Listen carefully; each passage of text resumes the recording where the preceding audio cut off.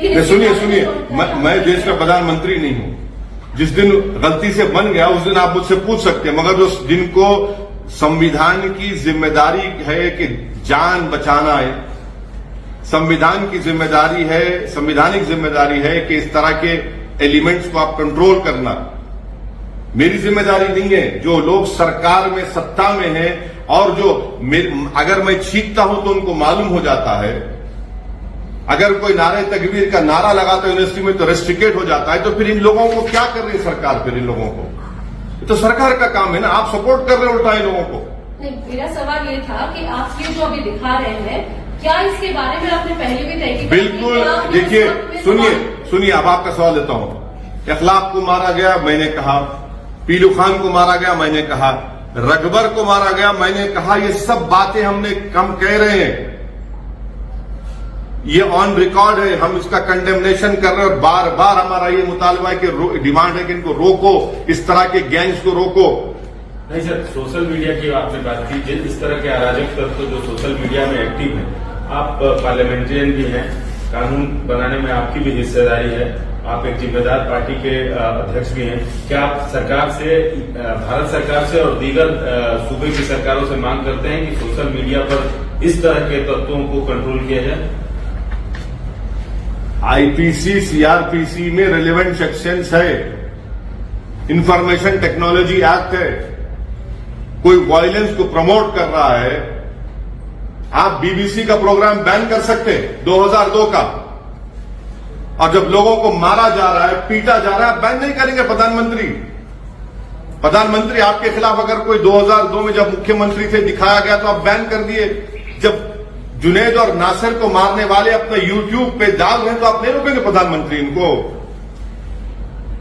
क्या क्या क्या क्या मेरी जिंदगी, मेरी इज्जत आपकी इज्जत से कम है क्या? कानून को जब आप वो अंग्रेजों के कानून को इस्तेमाल करके यूट्यूब को प्रोग्राम को बैन कर सकते हैं और यूट्यूब को बोल के निकाल सकते हैं, तो निकालिए ना इन लोगों को भी, बंद करिए ना यूट्यूब को। क्या कर रही है भारत सरकार, क्या कर रही है हरियाणा सरकार? हिंदू राष्ट्र की चर्चा हो रही है सर, कहा जा रहा है। नहीं, अभी आज हिंदू राष्ट्र के नहीं, ये हिंदू राष्ट्र का यही तो चक्कर है। हिंदू राष्ट्र को मानने वालों ने तो जुनैद और नासिर को मार दिया ना सर। ये पालमपुर झारखंड में भी गड़बड़ चल रहा है, वहां से भी कम्युनल राइट हो रहा है पालमपुर। बोल दिया ना, मैं तो बोला आपको। हाँ, बोल दिया आपको, मैं बोल दिया। नहीं बोले हमारे आप पालमपुर में जो हो रहा है, कल महाशिवरात्रि है, तो आप कुछ संदेश देना चाहेंगे? नहीं, हम ये चाहेंगे कि लोग जो महाशिवरात्रि पूरे देश में मना रहे हैं वो पीसफुल तरीके से, अच्छे तरीके से मनाएं और सबको इसमें कोऑपरेट करना चाहिए और सरकार को भी वॉच रखना चाहिए इस तरह के शरीर बदतमीज और एलिमेंट्स के ऊपर। Sir, you're talking about the BBC documentary and how there has been a ban on BBC documentary. आज billionaire investor George Soros has said that this will be the breaks on BBC will be a target for Modi and people will give him an answer. I am not a spokesperson for George Soros. He will speak for himself. Right now, we are talking about Junaid and Nasir's inhuman killing by these so-called gangs, Gaurakshak gangs, so-called Gaurakshak gangs.